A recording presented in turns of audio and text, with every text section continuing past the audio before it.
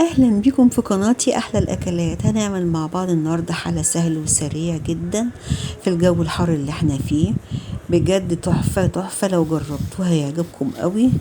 مقاديره سهله وبسيطه جدا، متوفره معانا في البيت ان شاء الله هتكون موجوده.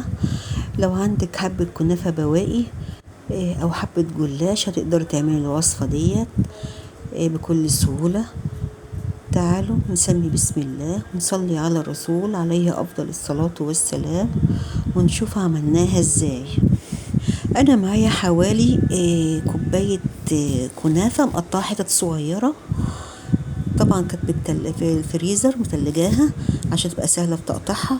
طاسة على النار فيها معلقتين سمنة أو زيت، وننزل بالكنافة لحد ما تاخد معانا اللون الذهبي الجميل ده.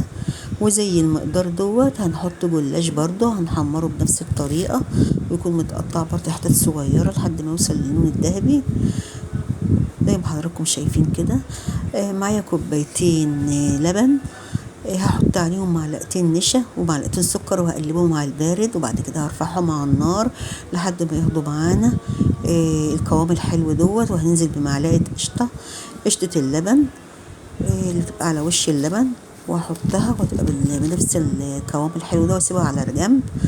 معايا حوالي منجاية قطعتها قطع صغيرة، وجهزت كل الحاجات اللي هعملها، ومعايا شربات مجهزاه في طبق. بقى عايزة تعمليه في طبق واحد، تعمليه في حاجة كبيرة او تبع افراد الاسرة، اعملي زي ما انت عايزة. هنزل بطبقات. انا نزلت بالكنافة الاول وحطيت عليها الشربات، ونزلت بطبقة مهلبية وعليها طبقة جلاش، وحطيت على الجلاش برضو شربات، وهنزل بالمهلبية الطبقة التالتة. الطبقات زي ما انت عايزة طبعا اختيارك. المهم في الاخر خالص هتحط المهلبية برضو وعليها الطبقة المانجا بالشكل اللي حضراتكم شايفينه ده. اعمل نفس المقدار بنفس الطريقة. انا حطيت بقى الشربات على الجلاش وعلى الكنافة عشان ما اقعدش كل شوية احط، يعني مرة واحدة كده احسن كده. وهنحط بقى طبقاتنا زي ما احنا. ما تخافيش، هي هتطلع مسكرة وحلوة مش هتبقى وحشة. السكر بتاعها كده معقول خالص.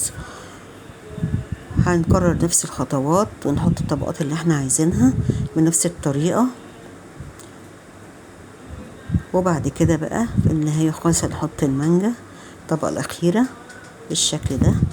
هنحطها في التلاجة بقى تتجمد معانا شوية، نسيبها حوالي ساعة عشان تتقدم وهي ساقعة. بتبقى لذيذة قوي طبعا وهي ساقعة، وهتقدميها بألف هنا. هتعجب كل أفراد الأسرة. أنا ولادي عجبتهم قوي وبيطلبوها مني على طول. لو عجبكم الفيديو لايك وشير واشتراك في القناة، وإلى اللقاء في فيديو جديد ووصفة جديدة. بحبكم في الله.